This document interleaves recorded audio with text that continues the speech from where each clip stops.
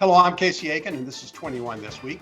Coming up next, rent control kerfuffle at the County Council, what can be expected from the Anti-Hate Task Force, Representative Jamie Raskin to remain in Congress as District 6 race to replace David Trone heats up. And are you listening, Governor Moore? The majority of Marylanders oppose banning gas-powered cars. Our panel of insiders will give you the story behind the story. We're joined by Secretary of the Maryland Republican Central Committee, Mark Uncapher, and former County Council member and CEO of SkillSmart, Mike Knapp. Stay tuned for these stories and more on the next 21 This Week.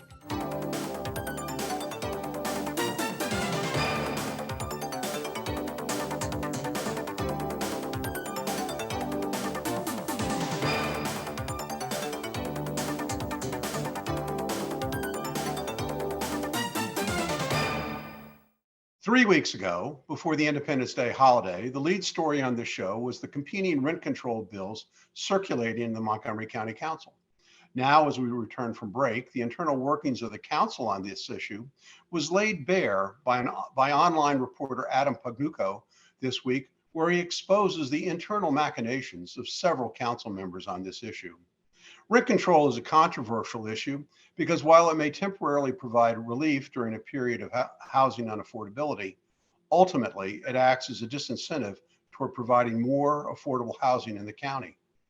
The laws of economics and the laws of physics say for every action, there's a reaction. In this case, politicians may love it, but markets hate it. Mike, Prussian statesman and architect of German unification, Otto von Bismarck, famously said, "Laws are made like making sausage.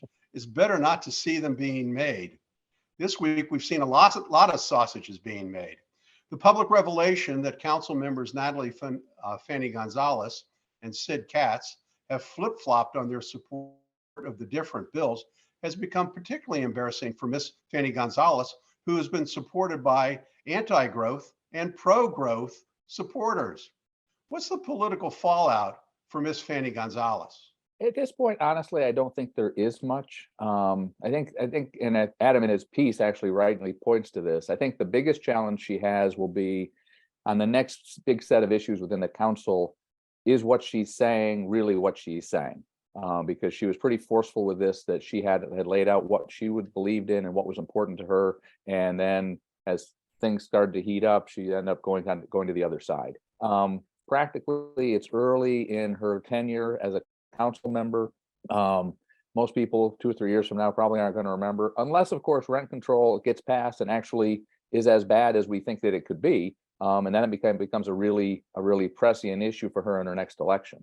I think that's probably the most significant thing, is the practical reality of how rent control, if passed, has on the county, and then her role in that, because I think that becomes the campaign message for someone running against her. Well, here's what I think. I think any wavering on straight issues that are supported by your activist base is like putting chum in the water for sharks, and that this is going to lead to competition and someone challenging her in the next election. Well, but you said rightly so that she had endorsed by both sides, and so I think that's been her challenge: is where's that middle ground if I've got both sides? And I think, unfortunately, with this issue, there really isn't a middle ground. You're either for rent control or you're not, and you've got to kind of be. It's more binary than what people want it to believe, and so, and I think that's the challenge that she has, because the council is unfortunately probably going to approve a rent control bill, and I think that's going to be really bad for the county. Well, that's a great segue to Mark, because the city of Gaithersburg, has its own independent jurisdiction, has come out publicly in opposition to either of the proposed rent control bills because of, in their words, this is the Gaithersburg government own words. There's a chilling effect on development.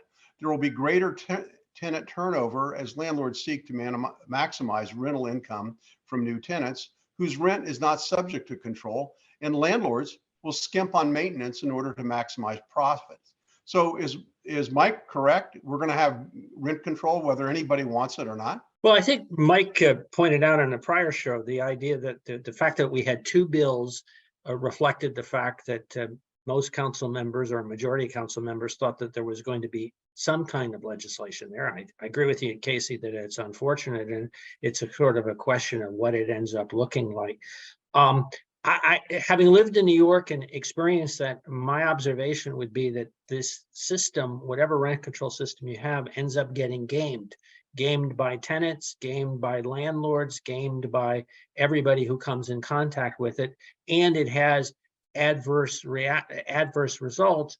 The challenge, though, is it takes time for those problems to become apparent. It doesn't become obvious right away that development isn't taking place. It doesn't become obvious right away that maintenance isn't being maintained. It isn't obvious right away that, you know, tenants that might have moved because they didn't need the space anymore didn't move because they didn't want to give up a cheaper rent. So unfortunately, some of the adverse consequences take a while to become apparent. Well, I mean, we have a housing crisis in Montgomery County that which everybody acknowledges, and this is counterproductive, in my opinion, is counterproductive to solving that housing challenge. Mike, I'm going to give you the last word. Well, I think that the real challenge that we have is, and we've talked about this before, we don't have much job growth right now in Montgomery County. We don't have much population growth in Montgomery County. We haven't seen any real economic gains in Montgomery County. And so you've got, and we have seen that, you know, how there's a housing shortage. And so you have a lot of challenging issues kind of happening at one time. And there's really not a strategy for those first four that I named. And so what do? Well, we can put rent control in place because that allows us to pull a lever and show we did something. And I think the reality is that you've got to start to have, there's got to be a plan and a vision for how do these things fit holistically, because once you start putting caps on things, it does take a long time for this to play out. But that, in conjunction with the other things that we're already seeing, portends not a very, very good looking future for the next 4 or 5 years in Montgomery County or beyond. Thanks, Mike. So let's go on to our next topic. In response to a series of anti-Semitic incidents last year, the council created an anti-hate task force to examine the root cause of such violence. The task force is made up of 6 cohorts or interest groups from different communities in the county. There's a Black and African American group, a Latino and Hispanic group, Asian American and Pacific Islanders group, an LGBTQ group, a Jewish group, and a Muslim group. Mike, violence which is generated by a hate of any person or any group is reprehensible.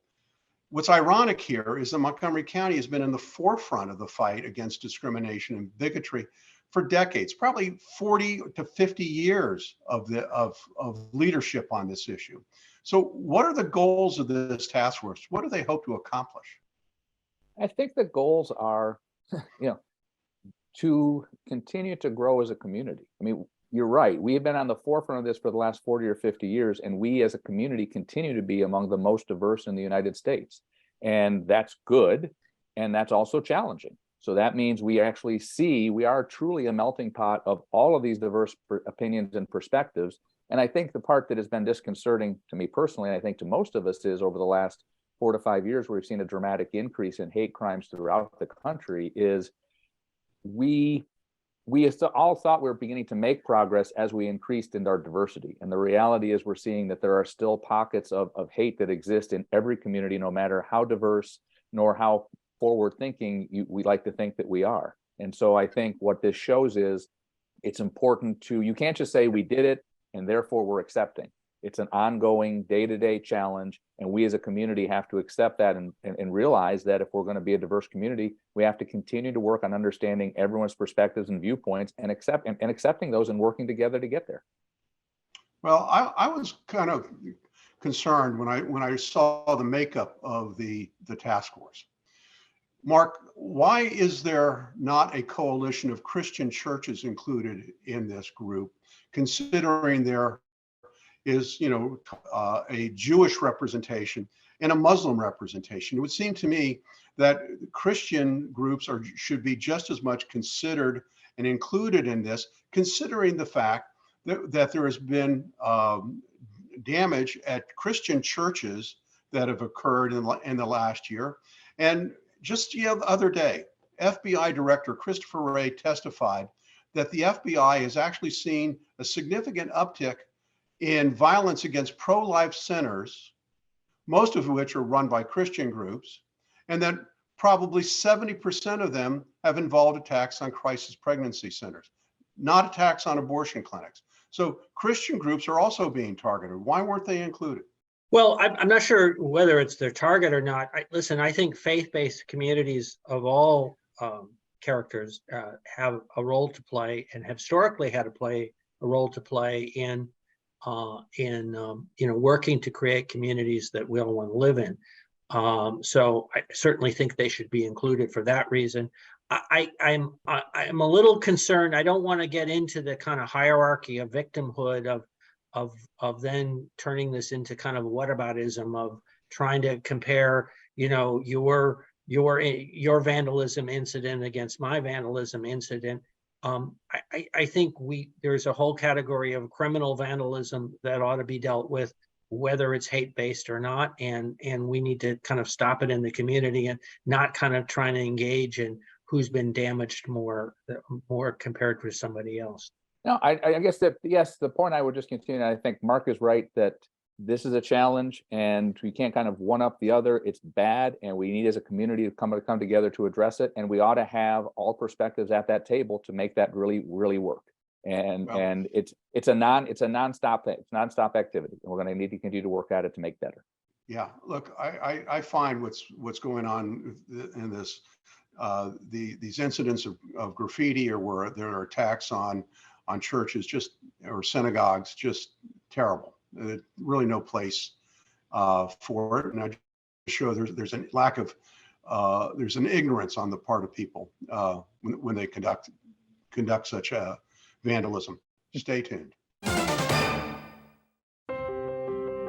When I first saw a turtle, my heart was full. Now anything but lonely. We had this deep connection, this heart connection. He just wants to be close to you and part of your life. Every day with turtle is a perfect day. When I'm holding her, it makes me feel calmer. I think everything he does shows how much he loves us. When we adopt a shelter pet, we discover they're a little bit of a lot of things. But they're all pure love.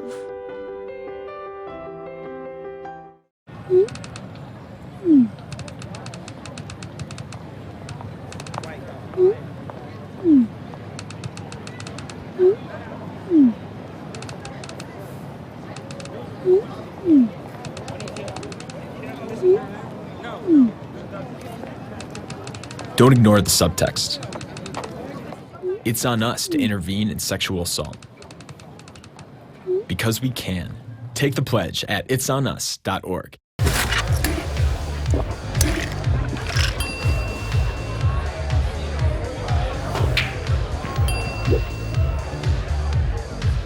If you need to do something to feel okay to drive, you're not okay to drive. Don't drive buzzed. If you suspect someone has overdosed, try to get their attention by firmly rubbing your knuckles up and down the center of their chest. Next, call 911 with your location and the person's symptoms. Now it's time to administer naloxone. Peel back the package to remove the device. Place the nozzle tip in their nostril until your fingers touch the bottom of the nose. Press the plunger firmly to release the dose. Place the person on their back and tilt up the chin to clear the airway and support breathing. Give a second dose if the first one does not work within 1 to 3 minutes. Care for the person by rolling them on their side. Stay until medical help arrives.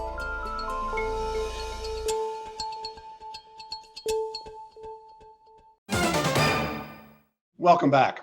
Last week, Congressman Jamie Raskin, who's been battling cancer over the past year, decided not to enter the race to succeed retiring U.S. Senator Ben Cardin. Mark, what impact will Raskin's decision to remain in Congress, representing the 8th Congressional District, have on the race to succeed Senator Cardin? Does it guarantee the nomination for David Trone? Well, I'm the wrong person to ask to handicap the Democratic primary for the Senate. Let me just throw that out as a caveat. However, if I was a betting man, and sometimes I am, I'd bet that Prince George's County Angela Alsobrooks would be the more likely winner of that primary. Interesting thought, Mike. What, since Mark says he's not a handicapper, are you? I'm not much of a handicapper, but I'm at least a Democrat, so I've got that working in my favor.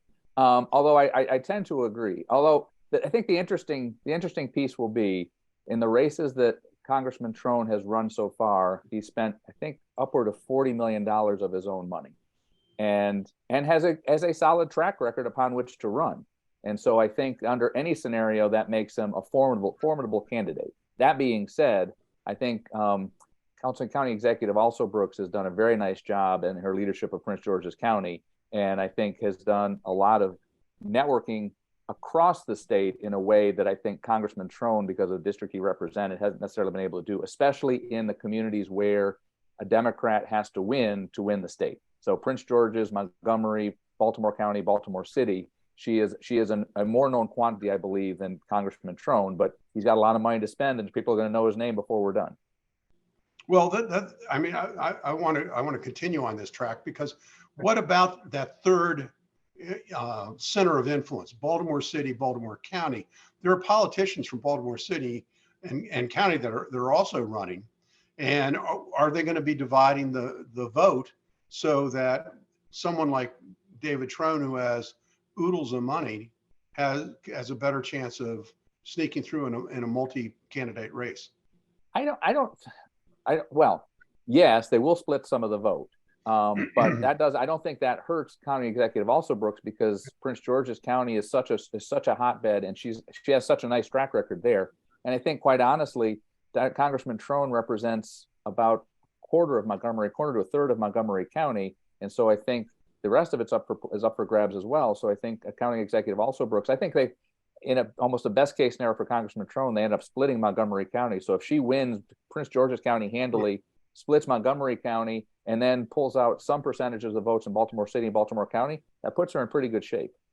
And I think as we started out talking about Jamie Raskin, Jamie Raskin can attest to, David Trone's money is no guarantee of victory. Right. Really? That's interesting. I would have handicapped it a little differently, and I don't think we're going to have time to really get into the who's going to be running to succeed David Trone in the 6th district. There are a lot of challengers. Mark, I want to ask you: is there the Republican Mr. Perot came very, very close last time? Is there a Republican candidate who's going to be challenging for that seat? Neil Parrott has run a couple of times and lost. He may be running this time. I think one of the more interesting candidates is Brenda Cham will be running. Will be announcing this week. She's an African American delegate, a Republican from Hagerstown, spent a lot of time in Germantown. And interestingly, she's doing her kickoff in Germantown. And part of it is reflection that she thinks that, Republican has got to be that much more competitive in Montgomery County than they have been in the past, and has made that kind of a focus of her campaign. Well, that's interesting. Oh, it is. There's a lot of Republicans, Democrats that are running. I think the mayor of Frederick just announced last week. And I think that there will be some stronger candidates that will get into the race sooner than later. I think a lot of people have put their names in the ring because they know that they are a lesser candidate at this point, and they figure if they can get in there sooner, then they can start to build some credibility. I think there's some strong candidates who have good track records, having served in the county or in the state legislature, who are seriously considering, who we'll likely see announcements from in the coming months. And I think it makes it a very different race than what it looks like today. I hadn't thought of that, Mike. So let's go on to our final topic. Does anybody really want EVs? According to the Washington Post, a new poll of left-leaning and therefore by extension environment-loving Marylanders show that the majority is deeply adverse to Governor Wes Moore's initiative to end sales of new gas-powered vehicles by 2035. Mike, what was significant here was not just that Democrats support it and Republicans hate it, but 2/3 of independents oppose the plan to replace gas-powered motor vehicles here in Maryland. And this week, 100 trade groups have urged the White House to reverse its course on its plan to ban gas-powered vehicles. So does anybody really want gas-powered vehicles to be banned completely? Yes, I think there are some that do. I don't think that number is as big as others may have thought it was, or think it is. I think it's like a lot of things. It's like fundraising. It's like market adoption or a new product. The first step is always easy, right? You can start to get that 30, 40% of people who think this is a good idea, the early adopters, the people who really think this is a cool thing. And then you start to get to the challenge. So now, can I really persuade you from where you were to go someplace else? And I think that's where we're going to be confronting this reality over the course of the next 5 to 10 years is, how does this really work? I was fine with what I had, and convinced me that I can use an electric vehicle to get to wherever I want to go, whether it's driving my pickup truck to work or whether it's taking long haul trips to go drive to see my family in Florida. Can I really have an electric vehicle that does that? And I think people haven't given a lot of thought to that. So when asked the question, no, I don't see a need for me to have to move away from my current vehicle to something else. And I think that's going to be the rub over the course of the next 5 to 7 years to see how that happens. I just feel like the drive to make the switch is such a knee-jerk reaction that people haven't given sufficient thought to the negatives of this. And Mark, there are plenty of reports that electric vehicles are the least effective way of satisfying consumer needs. In addition, there is the unrecognized environmental problems from mining lithium and cobalt. Just recently, and here's one of the unintended consequences that people don't seem to think about. Recently, a study was released in Britain that concluded that the majority of parking structures are obsolete because of the excessive weight of electric vehicles compared to gas-powered automobiles.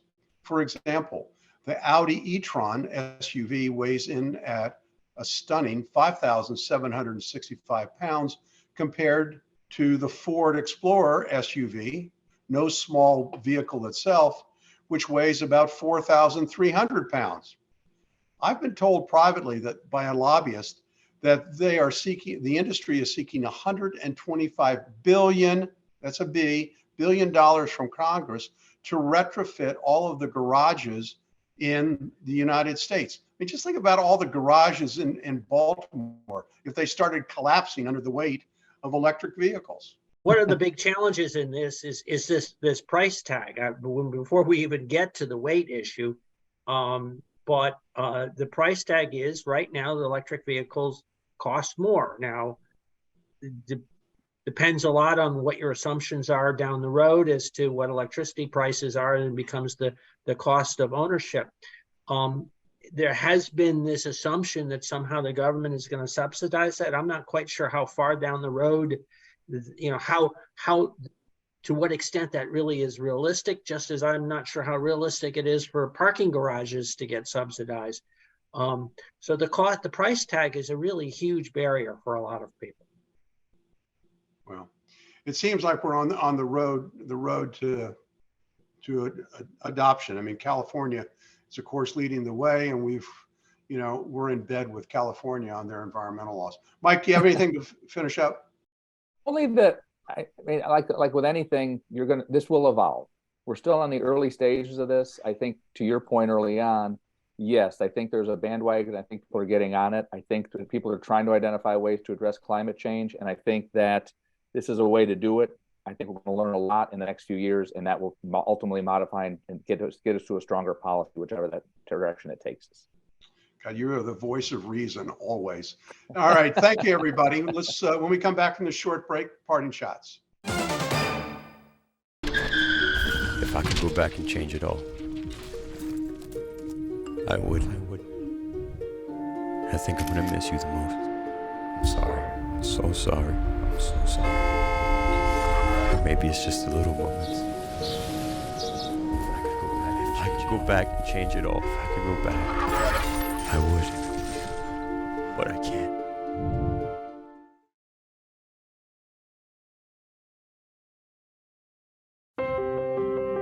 When I first saw a turtle, my heart was full. Now anything but lonely. We had this deep connection, this heart connection. He just wants to be close to you and part of your life. Every day with turtle is a perfect day. When I'm holding her, it makes me feel calmer. I think everything he does shows how much he loves us. When we adopt a shelter pet, We discover they're a little bit of a lot of things, But they're all pure love.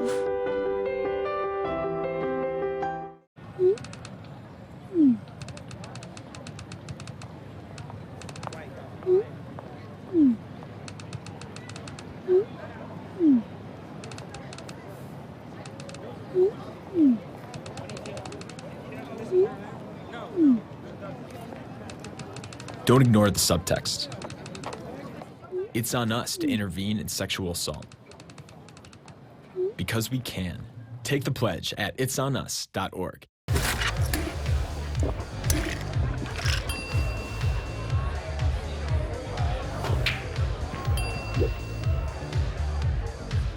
If you need to do something to feel okay to drive, you're not okay to drive.